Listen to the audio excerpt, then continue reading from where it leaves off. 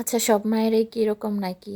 এই যে ঈদ করছি বাপের বাড়িতে, শুধু ঈদের দিন এসে ফ্রিজে কোরবানির মাংসগুলো রাখছি, তারপর আবার চলে গেছি ওইখানে 2 দিন থাকলাম, খেয়ে আসলাম, আবার আসার সময় আম্মু মাংস রান্না করে দিছে।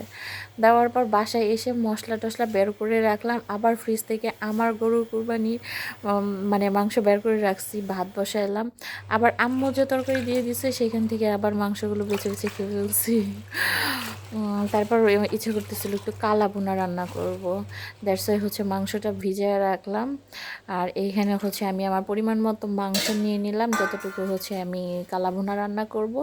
আর আমি তো একা মানুষ, আমার এত বেশি দরকার হয় না। আমার একবার রান্না করলে দেখা গেছে যে আমার অনেকক্ষণ বা 2 দিনও চলে যায়, এরকম ফ্রিজে রেখে রেখে খাই। তো এখানে হচ্ছে আমি একটু আদা বাটা, রসুন বাটা আর পেঁয়াজ বাটা দিয়ে দিচ্ছিলাম। আমি এবার নিয়ে হচ্ছে সেকেন্ড টাইমের মতো কালা ভুনা রান্না করব। আমি নিজে আগে কখনো রান্না করি নাই কালা ভুনা। কালা ভুনা আমার মা রান্না করছে বা ভাবি রান্না করছে, ওগুলো খাইছি এই পর্যন্ত। তো এখানে হচ্ছে আমি রাঁধুনি প্যাকেটের যে কালা ভুনার মশলাটা সেটা হচ্ছে দিয়ে দিলাম পরিমাণ মতো। তো এইখানে আমার একটু মিস্টেক হয়েছে, একটু মরিচের গুঁড়া দিলে ভালো হইতো, এটাতে এত ঝাল থাকে না। আমি বুঝতে পারি নাই, পরে হচ্ছে বুঝতে পারলাম যে একটু আলাদা মরিচের গুঁড়া দিলে ভালো হতো। আর কালা ভুনাতে তো অবশ্যই সরিষা তেল দিতেই হবে, সরিষা তেল দিলেই হচ্ছে আলাদা একটা মজা পাওয়া যায়। আর আমি এক হাতে ভিডিও করি সব সময়, আর এক হাতে মেরিনেট করতেছিলাম, দ্যাটস ওয়াই হচ্ছে নড়াচড়া করতেছিল, আর ভিডিও কোয়ালিটিটা তেমন ভালো আসে নাই। কি আর, পুরা কপাল আমার। আর এই যে এখানে হচ্ছে আমার মশলাগুলো ভালো করে মিক্স করা হয়ে গেছে, পরে মনে হয়েছে আরে পেঁয়াজ কুচি দিতে তো ভুলে গেছি, পরে আবার একটু হচ্ছে ম্যারিনেট করে নিলাম।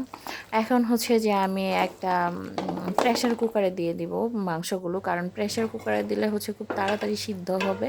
তারপর আবার হচ্ছে প্রেশার কুকার থেকে নামিয়ে আবার কড়াইতে আমি অনেকক্ষণ জাল করে নিব। এতে করে হচ্ছে যে মাংসটাও ভালো করে সিদ্ধ হলো আর জালটাও ভালো করে হলো। আর কালা ভুনাতে বেশি করে জাল না দিলে ভালো লাগে না।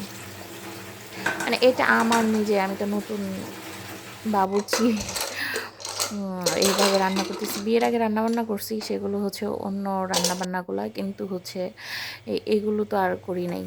এই যে আমার মাংস সিদ্ধ করা হয়ে গেছে, এখন হচ্ছে আমি কড়াইতে ঢেলে দিয়ে তারপর হচ্ছে এগুলো আবার করব, জাল দিব আর কি। আমি এক হাতে ভিডিও করাতে আমি প্রপারলি করতে পারতেছিলাম না, মাংসগুলো ঢালতেও পারতেছিলাম না। এই হচ্ছে আমার অবস্থা হয়ে গেছে। করা কিছু নাই, অবস্থা এরকমই থাকবে।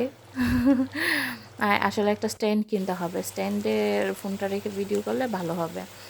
তো আফটার সাম টাইম আমার হচ্ছে রান্নার অবস্থা এইটা। তারপর রাঁধুনি প্যাকেটে যে আর একটা সেকেন্ড মশলা থাকে ওইটা আমি দিয়ে দিলাম, দিয়ে আবার হচ্ছে ভালো করে নাড়াচাড়া করব।